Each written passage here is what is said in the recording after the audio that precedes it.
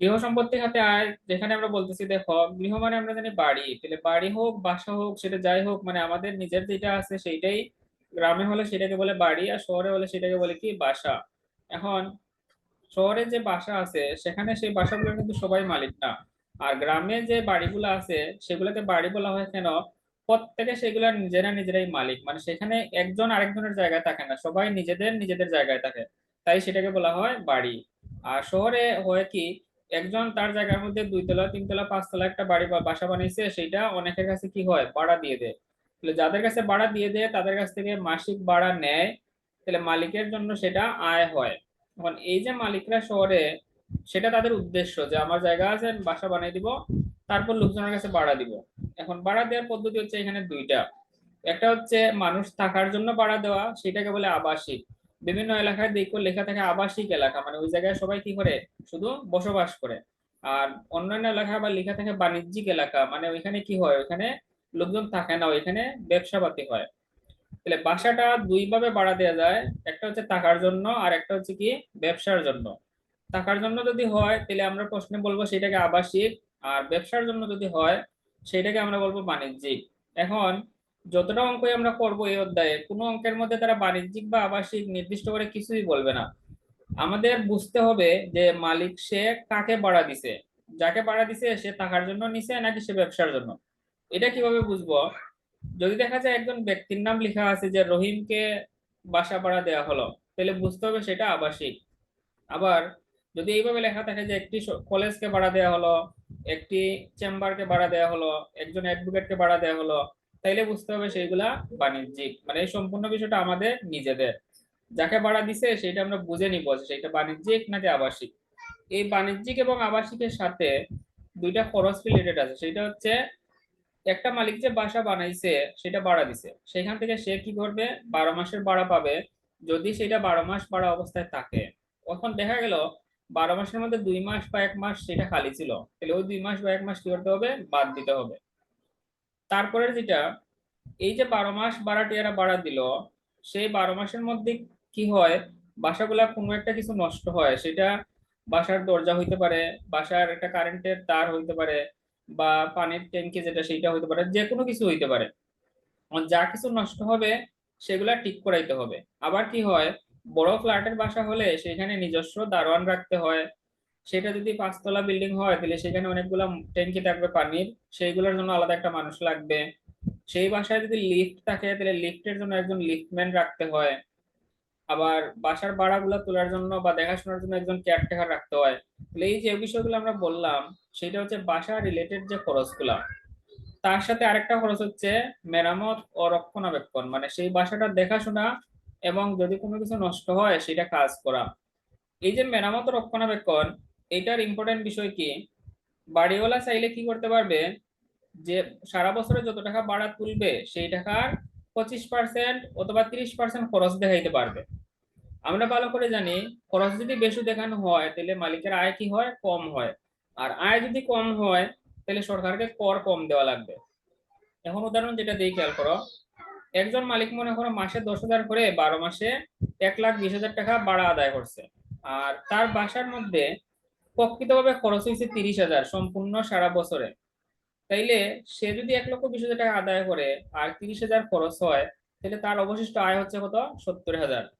এখন এখানে দ্বিতীয় একটা অপশন আছে, ওই যে 30,000 খরচ হয়েছে সেগুলা না দেখাইয়ে সে 25% বা 30%, মানে সেটা অযৌক্তিক ভাবে খরচ দেখানো যাবে। সেটা একটা ধারার মধ্যে আছে। খরচ দেখাইলে বেশি যদি খরচ দেখায় তাহলে তার আয় কি হবে, কম। তাহলে 1,20,000-এর যদি 25% আমরা হিসাব করি সেটা হচ্ছে কত, সেটা হচ্ছে 30,000। এইভাবে বড় একটা অ্যামাউন্ট যদি হয়, বড় অ্যামাউন্ট। বিষয়টা কি ক্লিয়ার? জি স্যার। তাহলে এইটাই আবার বলতেছি শোনো, ওই যে মেরামত রক্ষণাবেক্ষণ, আমাদের অঙ্কের মধ্যে অনেকগুলো আইটেম লেখা থাকবে, ওই আইটেম গুলো আমরা বাদ দিয়ে দিব। বাদ দিয়ে আমরা কি করব, 25% লিখবো বা 30%। এখন যদি আবাসিক হয় তাইলে 25, আর যদি বাণিজ্যিক হয় তাইলে 30। এবার আসি আমরা বাড়ার আদায়, বাড়ার কথায়। একটা বাসার মধ্যে গ্যাসের সংযোগ দেওয়া থাকে, কারেন্টের বিল দেওয়া থাকে। এখন কিছু কিছু ভাড়াটিয়ার সময়, ভাড়া দেওয়ার সময় এগুলো চুক্তি হয় যে ভাড়াটিয়া কারেন্ট বিল দিবে, আবার কিছু বাসায় চুক্তি হয় মালিক কারেন্ট বিল দিবে। আবার কিছু বাসায় আছে যে গ্যাস বিল ভাড়াটিয়া দিবে, আবার মালিক দিবে, মানে খরচটা হয় আপনি দিবেন বা আমি দিব, চুক্তির মধ্যে। এখন মনে করো একজন ব্যক্তি ভাড়া নিছে মাসিক 20,000 টাকা করে একটা বাসা, আর এই বাসার গ্যাস বিল কারেন্ট বিল দেওয়ার কথা কার? মালিকের। আর মালিক এক সময় বলল কি যে আমি তো আসতে লেট হবে, আপনি এক কাজ করেন আপনার কাছ থেকে ওই গ্যাস বিল কারেন্ট বিলটা দিয়ে দেন, এইভাবে। তাইলে তখন কি হলো, ভাড়াটিয়া মালিকের খরচ পরিশোধ করছে। এই ঘটনা আবার অন্যভাবে হইতে পারে। এক সময় মনে করো ভাড়াটিয়া কোনো জায়গায় বেড়াইতে গেছে, তখন তার কারেন্ট বিলের কাগজ আসছে, তখন সে মালিককে কি বলবে, আপনি আমার কারেন্ট বিলটা দিয়ে দেন, আমি আসার পর ভাড়ার টাকার সাথে আপনারটা দিয়ে দিব। তাহলে এখন আমরা যে কথা বললাম, ভাড়াটিয়া মালিকের কোনো খরচ পরিশোধ করতে পারে। আবার আরেকটা বিষয় হইতে পারে কি, মালিকও ভাড়াটিয়ার কোনো খরচ পরিশোধ করতে পারে। এবার আমরা চকের মধ্যে যাও। প্রথমে দেখো লিখছে প্রাপ্ত ভাড়া, মানে যত টাকা ভাড়া পাবে। প্রাপ্ত ভাড়ার সাথে লেখা আছে যোগ উৎসস্থলে কর, কি লিখছে, কর্তনকৃত কর।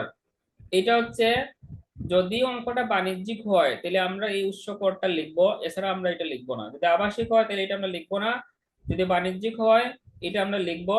আর যার যার বইয়ের মধ্যে লিখে রাখো এটা 5%, বইয়ের মধ্যে লিখো উৎসস্থলে কর, ওই যে কর্তনকৃত কর লিখছে তার পাশে লিখে রাখো 5%, লিখছো? জি স্যার। তাহলে তারপরে লাইনে দেখো লিখছে ভাড়াটিয়া কর্তৃক মালিকের খরচ। ভাড়াটিয়া যদি মালিকের খরচ দেয়, সে লিখে রাখবে যে আমি আপনার খরচ দিছি, আমার টাকাগুলো আপনি দেন। এর কারণে এখানে দেখো যোগ করছে যে ভাড়াটিয়া কর্তৃক মালিকের খরচ। আর মালিক যদি ভাড়াটিয়ার কোনো খরচ দিয়ে থাকে সেইটা বিয়োগ হবে মালিক কর্তৃক বহনকৃত ভাড়াটিয়ার ব্যক্তিগত কোনো খরচ। তাহলে এই যে এখানে 4টা লাইন আমরা পড়লাম, প্রথমে প্রাপ্ত ভাড়া, তারপর উৎস কর, তারপর আছে ভাড়াটিয়া মালিকের খরচ, আর মালিকের ভাড়াটিয়ার খরচ। এইটুকুই হচ্ছে আমাদের অঙ্কের আয়, এটুকু হচ্ছে আয়। এখন পৌর এলাকা বা ইউনিয়ন, এগুলো তোমরা জানো কিনা দেখো। পৌরসভার ভিতরে যে বাসাগুলো বানানো হয় সেগুলার পৌরসভাকে কর দিতে হয় বাসার, যেটাকে ভূমি কর বলা হয়। এখন পৌরসভার এখানে স্কোয়ার বর্গফুট হিসাবে, যে আপনার বাসাটা যদি মনে করেন 120 স্কোয়ার বর্গফুট হয়, তাহলে আপনি যদি 10 রুম হয় তাহলে এক রুমের প্রতি এত টাকা করে ভাড়াটিয়ার কাছে ভাড়া দিতে পারবেন। এখন কোন জায়গায় কি কোনোদিন শুনছো যে মালিকরা ভাড়াটিয়ার কাছে বলছে যে পৌরসভা এই বাসাটা এত টাকা ভাড়া নির্দিষ্ট করে দিছে? এই কথা শুনছো? না স্যার। না, এটা না শোনার কারণ কি, পৌরসভাকে বাসার মালিকগুলা খুব কম ভাড়া দেখায় যে আমি বাসা থেকে খুব কম ভাড়া পাই, তাই আপনাকে আমি কর কি করবো, কম দিব। আর তারা ঠিকই মালিকের কাছ থেকে মানে ভাড়াটিয়ার কাছ থেকে বেশি টাকায় নিয়ে নেয়। বিষয়টা বুঝতে পারছো? জি স্যার। তাহলে এইটার সহজ কথা কি, সহজ কথা হচ্ছে একটা বাসা মালিক ভাড়া দিয়ে যত টাকাই পাক বা না পাক কেন, সেইটার জন্য পৌরসভা বার্ষিক ভাবে একটা ভাড়া ফিক্সড করে দিয়ে দেয়। তাহলে এখানে এই দেখো আমরা নিচে লিখছে প্রকৃত ভাড়া মূল্য, মানে যত টাকা উপর থেকে হিসাব হবে তার সাথে লেখা আছে দেখো পৌর মূল্য। এই পৌর মূল্যটার কথা আমরা এতক্ষণ বললাম যে একটা বাসার জন্য পৌরসভা নির্দিষ্টভাবে একটা ভাড়া ফিক্সড করে দিয়ে দেয়। এই যে পৌর মূল্য আর প্রকৃত ভাড়া, নিচে লেখা আছে দেখো বার্ষিক মূল্যর পাশে কি লিখছে দেখো তো, তোমরা বলো। বার্ষিক মূল্যের পাশে মধ্যে দুটির মধ্যে যেটি বড়। যেটি বড়, তাহলে উপরে যে আছে একটা প্রকৃত ভাড়া আর একটা আছে পৌর মূল্য, দুইটা, এই দুইটার মধ্যে যে টাকা বড় হবে সেইটাকে আমরা অ্যামাউন্ট এখানে ধরে হিসাব করবো। মানে দুইটা টাকা থাকবে কিন্তু দুইটাই আমরা নিতে পারবো না। একটা যদি হয় 1,60,000 আর একটা 1,50,000, সেটা যেই টাকাই হোক আমরা বড়টা নিব। ঠিক আছে? এইটুকুর পর লিখতে হবে অনুমোদনযোগ্য খরচ, যে যে খরচের অনুমোদন আছে এগুলো আমরা আগে আলোচনা করছি, আবার বলি দেখো। অনুমোদনযোগ্য খরচের মধ্যে প্রথমেই লিখতে হবে মেরামত ও রক্ষণাবেক্ষণ, সেটা প্রশ্নে দেওয়া থাক বা না থাক। যদি প্রশ্নে না থাকে তাইলে ওই যে আবাসিক হলে 25 আর বাণিজ্যিক হলে 30%। এখন যখন দেওয়া থাকবে তখনও কিন্তু আমরা ওই 25% আর 30%ই লিখবো। তখন আমাদের বুঝতে হবে কোনগুলা মেরামত এবং রক্ষণাবেক্ষণের আইটেম, ওই যে আইটেম গুলো আছে ওইগুলো আমাদের বাদ দিতে হবে। তাহলে আমরা যখন অঙ্ক করবো, একটা অঙ্কের ভিতরে আমি তোমাদের ধরে ধরে বুঝাই দিব। আগে আমি বলছিলাম লিফটম্যানের বেতন, দারোয়ানের বেতন, পারাদারের বেতন, পাম্পম্যানের বেতন, মনে আছে ওইগুলা, ভাড়া আদায় খরচ, ওইগুলোকে বলে মেরামত ও রক্ষণাবেক্ষণ। তাহলে ওইগুলা বাদ দিয়ে আমরা লিখবো হয় 25% না হয় 30%, সেইটা মেরামতের। প্রমাণ সংখ্যা 2 নাম্বার লিখছে দেখো তারা পৌর কর, তারপর লিখছে ভূমি ভাড়া। এগুলা কিন্তু ভাড়াটির সাথে কোনো সম্পর্ক নাই, এগুলো হচ্ছে ভাড়াটিয়া থাকলেও দিতে হবে না থাকলেও দিতে হবে। তাহলে এগুলোর সাথে মেরামতের কোনো সম্পর্ক নাই, এগুলো আলাদাভাবে আসবে। পৌরকর, ভূমির ভাড়া, ভূমির রাজস্ব, বন্ধকি ঋণের সুদ, যদি তুমি বাসাটা বানানোর জন্য কোনো জায়গা থেকে ঋণ করো তার সুদ, ঋণকৃত মূলধনের সুদ, বীমা প্রিমিয়াম, বাসার যদি অগ্নি বীমা করা থাকে সেটার কিস্তি। পরের পেজে দেখো লেখা আছে শূন্যতা ভাড়া। বাসাটা যদি সারা বছর ভাড়া না থাকে, 2 মাস বা 1 মাস খালি থাকে, শূন্যতা ভাড়া বাদ দিতে হবে। কেন? উপরে কিন্তু আমরা 12 মাসের ভাড়াই লিখে আসছি, তাই নিচের দিকে গিয়ে 1 মাসের ভাড়া বা 2 মাসের ভাড়াটা আমরা বিয়োগ করে দিব। অনাদায়ী ভাড়া, ভাড়াটিয়া যখন 1 বছর একটা বাসায় যদি থাকে, সে কিন্তু কখনো 1 মাসের ভাড়া বকেয়া করতে পারে। তাহলে আমরা উপরে যদি 12 মাসের ভাড়া লিখে আসি আর বাসাটা যদি 1 মাস খালি থাকে, তাহলে আমাদের কাজটা কি ঠিক হয়েছে? বিয়োগ করতে হবে জি না? স্যার। তাহলে 1 মাস বা দুই জি মাস স্যার। যেটা সেটা বিয়োগ করতে হবে। তারপর লেখা আছে ভাড়া আদায় সংক্রান্ত আইন খরচ। কোনো কোনো সময় আছে ভাড়াটির সাথে মালিকের মামলা হয়। এটা কি তোমাদের মনে হয় মামলা হয়? জি স্যার, গন্ডগোল হলে তো হতে পারে। এটা খুব কম। ভাড়াটিয়া মালিকের সাথে গন্ডগোল খুব কম হয়। গন্ডগোলটা এই টাইপের হয় যে ভাড়াটিয়া অন্য কোনো জায়গায় একটা ঝামেলা করে আসছে বা তার বাড়িতে গ্রামে কোনো গন্ডগোল, সেটা তার একটা কেস হইতে পারে। কিন্তু এখানে যে বিষয়টা বলছে সেটা হচ্ছে বাংলাদেশের আইন আছে 1 যুগ, মানে 12 বছর যদি কোনো ভাড়াটিয়া একটা জায়গার মধ্যে থাকে, তাহলে 12 বছর সে কিন্তু ওই জায়গার ভাড়া দিছে, তাহলে সে কি করতে পারবে? ওই জায়গার মালিকানা দাবি করতে পারবে। এটা হচ্ছে সেই আইন খরচ। তোমরা ভালো করে দেখো, বড় বড় যে ব্যবসা প্রতিষ্ঠান আছে সেইগুলা কিন্তু 8-10 বছর পর জায়গা পরিবর্তন করে, একটু খেয়াল করে দেখবা। বা ভাড়াটিয়া যারা আছে তাদেরকে 5-7 বছর থেকে গেলে মালিকরা চায়, যদি সম্পর্ক ভালো হয় তাহলে ঠিক আছে। আর যদি মালিক মনে করে যে তারা ঝামেলা করতে পারে, তাইলে কি হয়, 5 বছর, 7 বছর, 8 বছর পর বলে আপনারা চলে যান, তখন তাদেরকে এক জায়গায় সরাই দেয় এখান থেকে। সেটার কারণ কি, মালিকগুলা ভালো করেই জানে বাংলাদেশের আইনে আছে 12 বছর এক জায়গায় বসবাস করলে সেটার মালিকানা দাবি করা যায়। এখন এই যে জায়গাটা মনে করো 12 বছর একজন থাকছে, সেই জায়গার দাম মনে করো 50 লক্ষ টাকা। এখন যে 12 বছর থাকছে সে ভাবলো যে হ্যাঁ, জায়গার নামে একটা মামলা করে দেই, যদি দেখা গেল আইন খরচ খরচ মিলিয়ে 10 লাখ টাকা খরচ করে 50 লাখের বাসা পাই, লাভ হবে না লস হবে? লাভ হবে। আর মালিক কি ছেড়ে দিবে তাকে? মালিক তখন মালিক যাবে না কোর্টে? জি স্যার, যাবেই তো। মালিকও যাবে। মালিক ভাববে যে হ্যাঁ, 50 লাখের বাসা ছেড়ে দিব, তাহলে আমিও 5-10 লাখ খরচ করে নেই, আমার বাসা তো আমার থাকবেই। কিন্তু শেষ পর্যন্ত দুইজনের মধ্যে একজন তো জিতবেই। আর এই খরচটাই হচ্ছে আইন খরচ। ঠিক আছে, বুঝতে পারছো? জি স্যার। এখন আমরা অঙ্কে যাই। অঙ্কগুলা কঠিন না, একটু ভালো করে কথাগুলো বোঝার চেষ্টা করো, অঙ্ক পারবা। তাহলে পেজ নাম্বার বলতেছি, অঙ্কে যাও।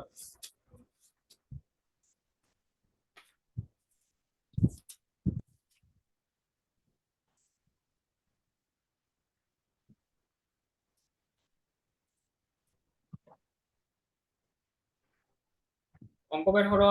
398 পৃষ্ঠা, প্রবলেম 28 নম্বর। 398, প্রবলেম 28 নম্বর অঙ্কটা।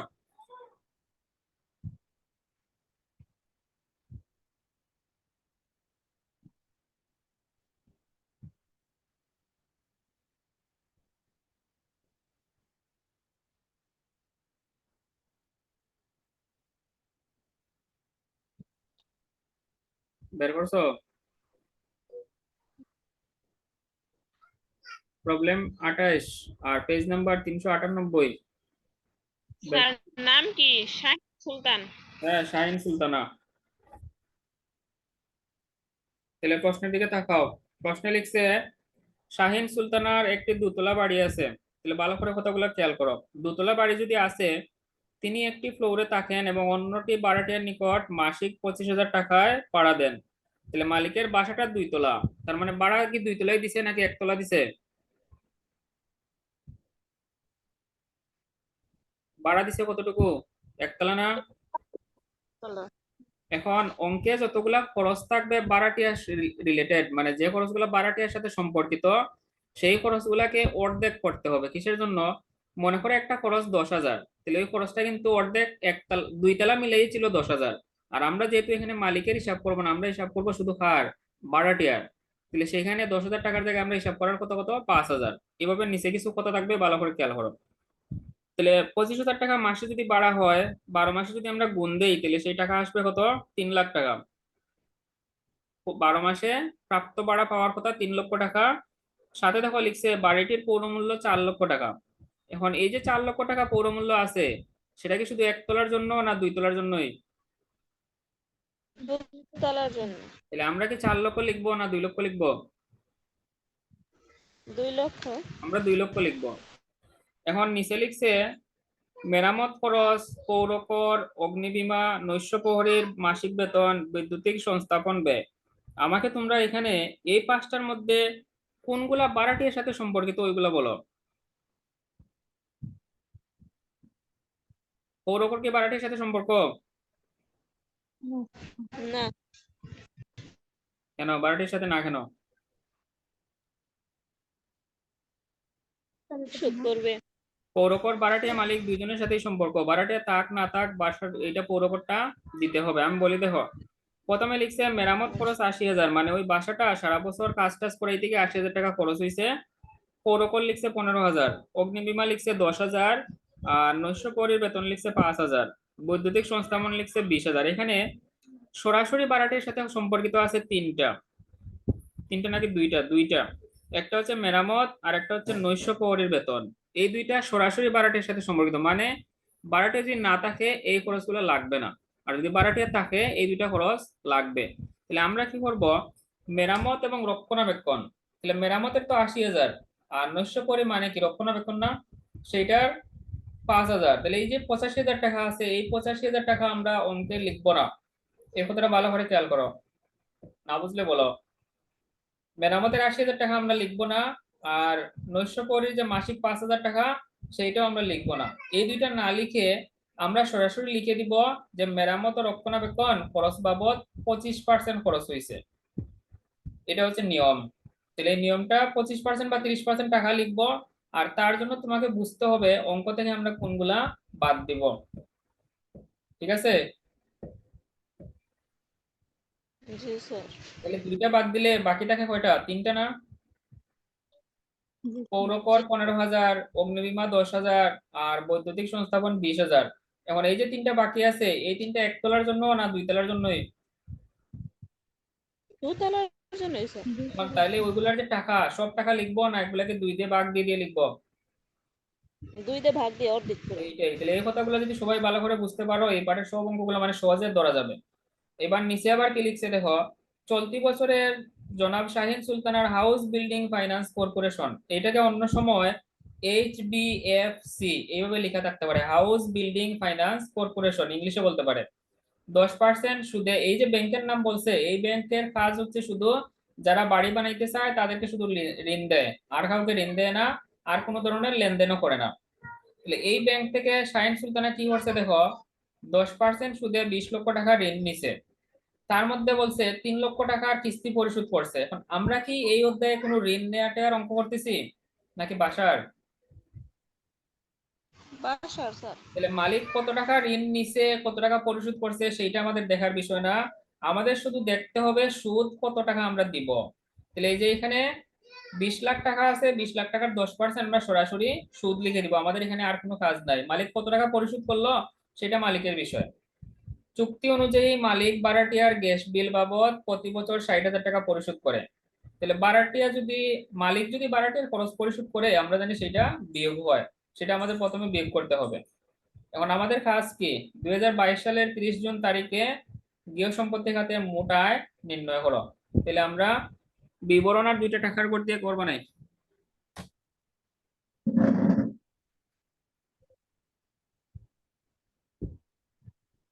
আগের পার্টের অঙ্কগুলোতে বলছিলাম উপরে কিছু লিখতে হয়, সেগুলো বুঝে বুঝে লিখে দিও। বিবরণ, টাকা, টাকা, অঙ্কের নাম হচ্ছে গৃহ সম্পত্তি খাতে আয়। তারা কত লেখা আছে দেখো তো, 24-25, এগুলো লিখতে হবে।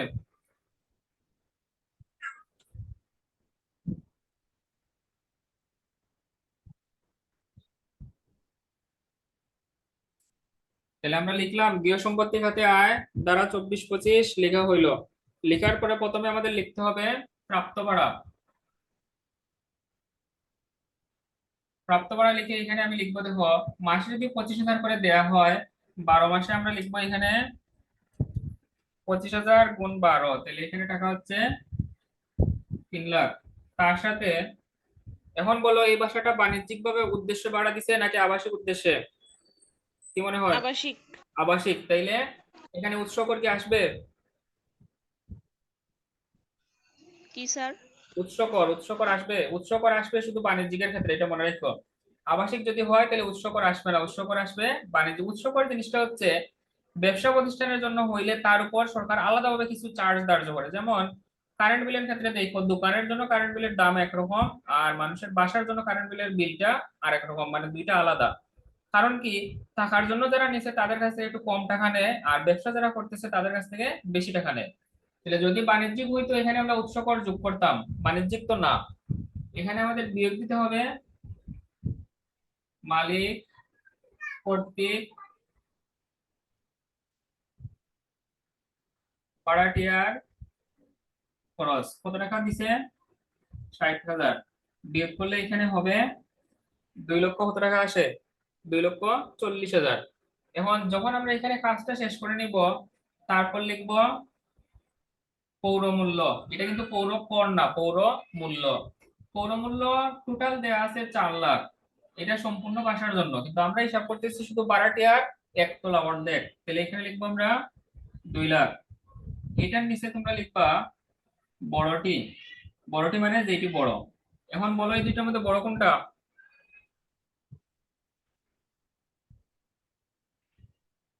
2,40,000। 2,40,000। এই 2,40,000 নাম হবে বার্ষিক মূল্য। এরটুকু ভিতরে কোনো প্রশ্ন আছে কিনা বলো?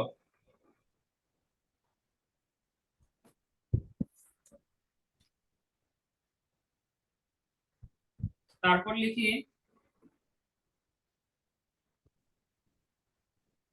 অনুমোদন যোগ্য খরচ। অনুমোদন যোগ্য খরচের 1 নম্বরে তোমাদের লিখতে হবে মেরামত ও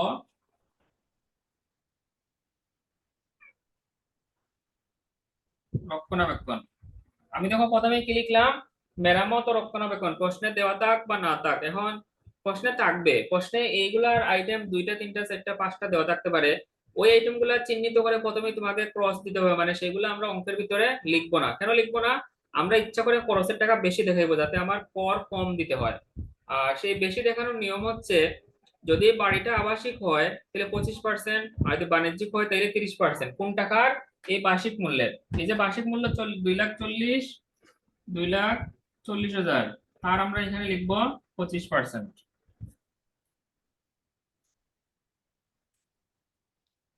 তাহলে এখানে দেখো আমার টাকা আসলো 60,000। এবার প্রশ্নে যে কিছু খরচ দেওয়া আছে, মেরামত তোমরা লিখবো না, পৌরকর লিখবো, বাকিগুলো আমরা সিরিয়াল মতো লিখি। এটা পৌর কর। পৌরকর মোট দেওয়া আছে টাকা 15,000, আমরা 2 দিয়ে ভাগ দিব 7,500। কারণ কি, অর্ধেক মালিকের অর্ধেক ভাড়াটিয়ার। তারপর লিখছে দেখো অগ্নিবীমার প্রিমিয়াম।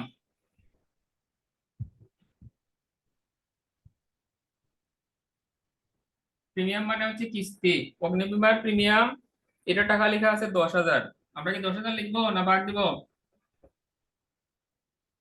বাদ দিব স্যার। 5,000। 950 টাকা আসবে? না স্যার। 950 বাদ। তারপর হচ্ছে বৈদ্যুতিক সংস্থাপন ব্যয়।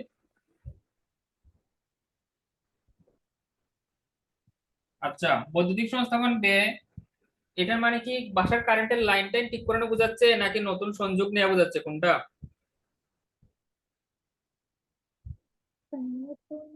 তো সংযোগ স্যার। তাহলে এটা কি মুনাফা জাতীয় ব্যয় সংস্থা। ব্যয় হয় নাকি মূলধন জাতীয়? বুঝো এগুলা? না স্যার, এটা একটু এগুলো ধারণা যদি কম, না তবে বুঝো তাহলে মূলধন বুঝো, জাতীয়। যদি এটা স্বল্পকালীন হয় মানে আয় ব্যয় রিলেটেড হয় তাহলে সেটাকে বলে মুনাফা জাতীয়। আর যদি সেটা দীর্ঘকালীন হয় বা সম্পত্তি জাতীয় বড় অ্যামাউন্ট বা বড় ধরনের কোনো খরচ, সেটাকে বলে মূলধন জাতীয়। তাহলে যদি এখানে বৈদ্যুতিক সংস্থাপন বোঝায়, তার মানে সেটা হইতে পারে কি কারেন্টের একটা খুঁটি নামাইছে বা এক বাসা থেকে আরেক বাসাতে কারেন্ট সংযোগ নিছে, সেটা মুনাফা জাতীয় না হয়ে সেটা হবে মূলধন জাতীয়। এটা আমাদের এখানে বসবে না, মানে এটা 1 বছরের রিলেটেড না, 1 বছরের চেয়ে বেশি। তাহলে এইটাও এখানে বাদ গেল কিসের জন্য? মূলধন জাতীয় টাকার কারণে। এখন নিচে যে আমরা পড়ছিলাম মালিক 20 লক্ষ টাকা ঋণ নিছিল, সেই ঋণের আমাদের লিখতে হবে কি সুদ। অনেকে এখানে মনে করতে পারে 20 লক্ষ টাকা ঋণ নেওয়ার পর 3 লক্ষ টাকা পরিশোধ করে দিচ্ছে, তাইলে মনে হয় 17 লক্ষের উপর ঋণ সুদ হবে। সেটা কিন্তু না, সুদ হবে 20 লক্ষ টাকার উপরই। তার কারণ কি, কোন তারিখে মালিক ঋণ নিছে আর কোন তারিখে টাকা পরিশোধ করেছে সেটা কিন্তু আমাদের বলে নাই, তাই আমরা এখানে বুঝতে পারতেছি না কত টাকার উপর সুদ লিখবো। তাহলে আমাদের করণীয় কি, প্রথম যে টাকা ছিল সেই টাকার উপর সরাসরি সুদ দেয়া। কি লিখবো এটা? ঋণের সুদ 20 লক্ষ, 20 লক্ষ টাকার 10%। এই সুদটা তো সম্পূর্ণ বাড়ে, তাই আমাদের এখানে 2 দিয়ে ভাগ দিতে হবে। তাহলে 2 লাখ, 2 লাখ থেকে হয়ে যাবে 1 লাখ। এই পর্যন্ত হচ্ছিল আমাদের খরচ। এখন 60,000, 7,500, 5,000, 1 লাখ, টোটাল হচ্ছে 1,72,500। এটা হচ্ছে আমার খরচ। আর একটা বাসা থেকে আমি বছরে মোট আয় করছিলাম এই টাকা। তখন 2,40,000 বিয়োগ হচ্ছে 1,72,500, তাহলে মালিকের অবশিষ্ট আয় টাকা কত টাকা? 67,500। এইটাই হচ্ছে উত্তর, গৃহ সম্পত্তি খাতে মোট আয়।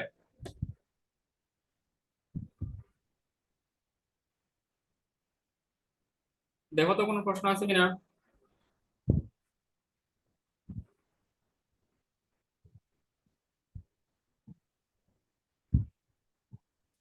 না স্যার, বুঝলাম। তাহলে আমরা আরেকটা অঙ্কে যাই। অঙ্কের এই বইটা সহজ, অঙ্কের শুধু কথাগুলো বুঝতে হবে, আর প্রত্যেকটা চ্যাপ্টারে যে বিষয়গুলো অনেকক্ষণ বুঝাই প্রথম দিকে, সেই কথাগুলো যদি ভালো করে বুঝো তাহলে যে কোনো অঙ্কই পারা যাবে। এবার দেখো 31 নাম্বার, 431টায় গিয়ে প্রবলেম 31 বের করো।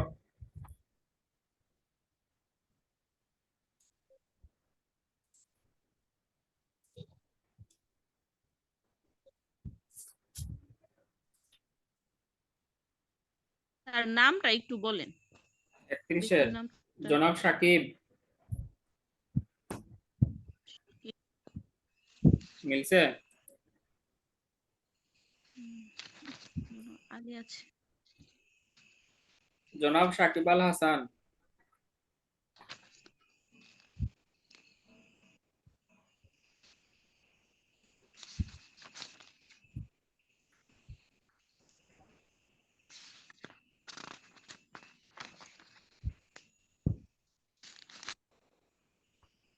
তে- শুরু করি। মূলত, জি বলেন, ডাকটা বলেন। জনাব সাকিব আল হাসানের একটি দোতলা দোতলা বিশিষ্ট বাড়ির মালিক। তিনি বাসার নিচতলায় বসবাস করেন এবং দ্বিতীয় তলা 60,000 টাকায় ভাড়া দেন। এই যে 60,000 টাকা লিখছে, এটা মাসে নাকি বছরে আমরা দেখি কিভাবে বোঝা যায়? তাহলে বাড়িটির পৌরমূল্য হচ্ছে 14 লক্ষ টাকা, মানে পৌরমূল্য যদি 14 লক্ষ টাকা হয় তাহলে উপরেরটা কিন্তু আমাদের বলে নাই মাসে 60,000 নাকি বার্ষিক 60,000, তাহলে আমরা বুঝবো ওইটা কি, ওইটা মাসে 60,000। তখন আমরা ওই প্রথমের মতো এখানে 60,000 ইন্টু 12 দিয়ে কি করবো, গুণ দিয়ে নিব। আর সংশ্লিষ্ট বছরে জনাব সাকিব আল হাসানের খরচ সমূহ। তাহলে এই বাড়িটা ছিল 2 তলা। এখন প্রশ্ন কিভাবে চেঞ্জ হয় বা কি হইতে পারে সেটা দেখো। এই বাড়িটা কি 3 তলা থাকতে পারতো না? জি স্যার। কারণ 3 তলা যদি থাকতো আর 1 তলার মধ্যে মালিক পাস করতো, তাহলে ভাড়া দিত কয়তলা? বাকি 2 তলা। তখন গিয়ে আমরা এই যে এখানে 2 দিয়ে ভাগ দিছিলাম, ওইগুলোকে বুঝে বুঝে ভাগ দিতে হবে। তো 3 তলা বাড়ি যদি থাকতো আর 1 তলার মালিক থাকতো, তাহলে আমরা কি করতাম, 3 দিয়ে ভাগ দিতাম, 2 দিয়ে গুণ দিতাম। অথবা দেখা যেত যদি বাড়িটা 3 তলা, মালিক তাকে 2 তলার মধ্যে ভাড়া দিছে 1 তলা, তাহলে আমরা 3 দিয়ে ভাগ দিতাম, 1 দিয়ে গুণ দিতাম। মানে এই বিষয়টা সম্পূর্ণ নিজেরা বুঝতে হবে। এখন এখানে খরচের মধ্যে দেখো মেরামত ব্যয়, এটা প্রথমেই বাদ। তারপর গৃহ নির্মাণ ঋণের সুদ, এটা আসবে। আইন খরচ, এটা ভাড়াটে রিলেটেড, এটা আসবে। তারপর আছে বীমা প্রিমিয়াম, বীমা প্রিমিয়াম, বৈদ্যুতিক খরচ, ভাড়া আদায় খরচ, আর বাড়িটি 2 মাস খালি ছিল। তোমরা ওইগুলো আবার পড়ো, পড়ার পর দেখি বলো কোনগুলা আসবে না অঙ্কের মধ্যে, কি মনে হয়? যেগুলো লেখা আছে ওইগুলা নিজে নিজে পড়ো, পড়ার পর দেখো কোনগুলো আসবে না, বলো।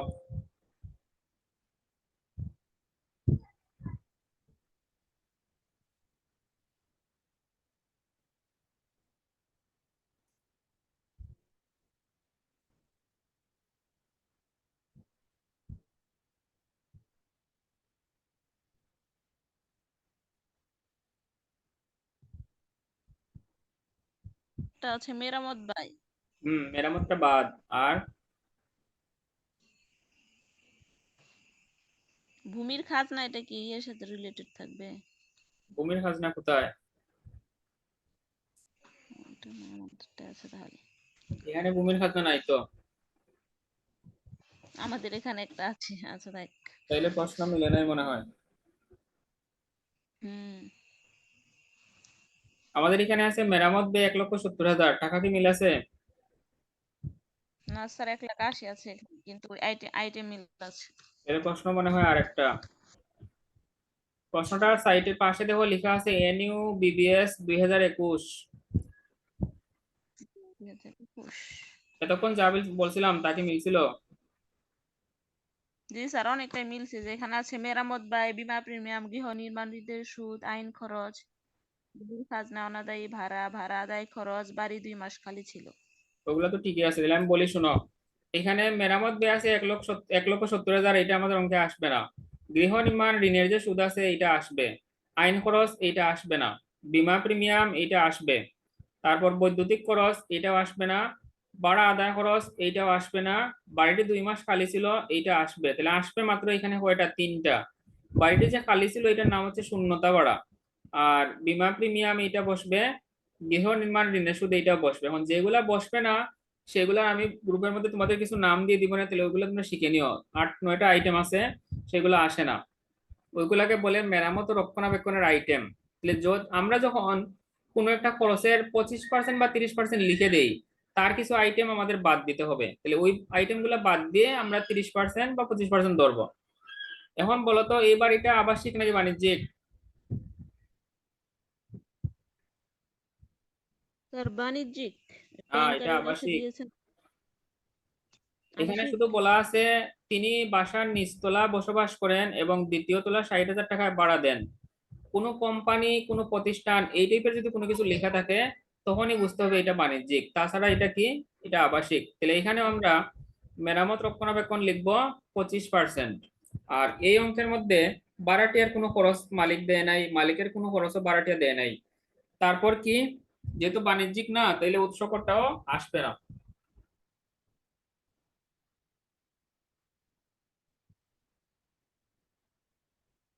এটা আমরা বাদ দিলাম। আর এখানে আমাদের কি লিখতে হবে দেখো, প্রাপ্ত ভাড়া লিখবো আমরা 60,000 গুণ 12। পৌনমূল্য দেওয়া আছে টোটাল 14 লাখ। 14 লাখকে আমরা 2 দিয়ে ভাগ দিব। তাহলে 14 লাখকে যদি আমরা 2 দিয়ে ভাগ দিই কত আসবে? 7 লাখ। 60,000কে 12 দিয়ে গুণ দাও, দেখো কত আসে।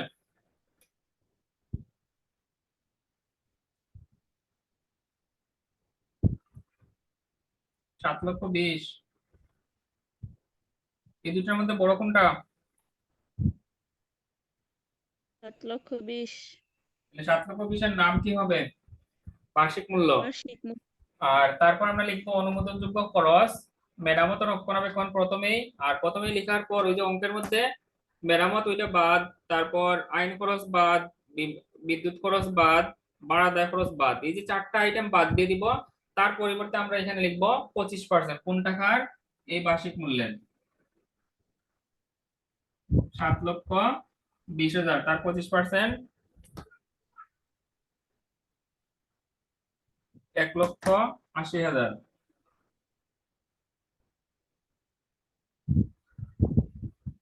এখন পৌরকর আমাদের এই অঙ্কে নাই। এই অঙ্কে আছে কি? গৃহ নির্মাণ ঋণের সুদ আর আছে বীমা প্রিমিয়াম। তাহলে এখানে 2 নম্বর লিখি আমরা, বীমা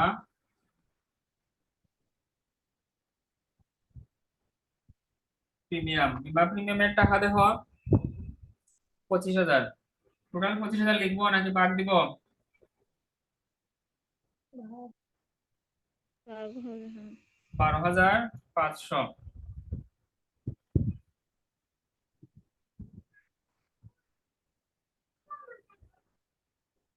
গৃহ নির্মাণ ঋণের সুদ। গৃহ নির্মাণ ঋণের সুদ আছে 30,000। এই 30,000 হচ্ছে সম্পূর্ণ বাসার জন্য, তাই আমাদের এখানে 2 দিয়ে ভাগ দিয়ে অর্ধেক লিখতে হবে 15,000। আর আর কি কিছু আছে? আর আছে বাড়িটি 2 মাস খালি ছিল। তাহলে দেখো এখানে লিখতে হবে শূন্যতা বাড়া। শূন্যতা বাড়া বের করার নিয়ম হচ্ছে ওই যে 7,20,000 সেইটা 12 মাসের, এইটাকে আমরা 12 দিয়ে ভাগ দিব, 2 দিয়ে গুণ। তাহলে 7,20,000 হচ্ছে 12 মাসের ভাড়া, 7,20,000 ভাগ 12 গুণ 2, তাইলে কত কত টাকা ভাড়া আদায় করতে পারি নাই আমি? 1,20,000। এখন আমরা উপরে এক জায়গায় ভুল করে আসছি, সেটা আমরা ইচ্ছা করেই করছি। এখন তোমরা দেখো, আমার বাসাটা মনে মনে ভাবছিলাম আমি 7,20,000 টাকা ভাড়া পাবো 12 মাসে, কিন্তু খালি ছিল কয় মাস? 2 মাস। তাহলে মেরামত কি 12 মাসই লাগছে নাকি 10 মাস লাগছে? 10 মাস। 10 মাস যদি লাগে, এখানে 7,20,000-এর উপর ধরা যাবে না। শুধু এই সময় খেয়াল রাখতে হবে, এখানে লিখতে হবে 7,20,000, তার থেকে বিয়োগ 1,20,000, তার উপর লিখতে হবে 25%। তার মানে কি, 7,20,000 12 মাসের ভাড়া, কিন্তু আমার দেখাতে হবে 2 মাসে যে খালি ছিল ওই টাকাটা বাদ। তার মানে আমি ওই মাসগুলোর ভাড়া তো আদায় করি নাই, ওই মাসটার কোনো মেরামত ধরাও যাবে না। তাহলে বার্ষিক মূল্য থেকে যদিও অঙ্কের মধ্যে শূন্যতা ভাড়া থাকে, সেটা বিয়োগ দিতে হবে, তারপর 25%। 7,20,000 বিয়োগ 1,20,000, তার 25% হচ্ছে 1,50,000। আবার বলবো,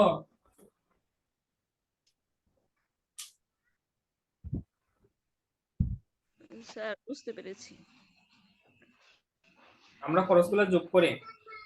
1,50,000, তার সাথে 12,500, 15,000, আর 1,20,000, টোটাল আমার খরচ হচ্ছে এখানে 2,97,500। বিয়োগ যদি দেই আমরা,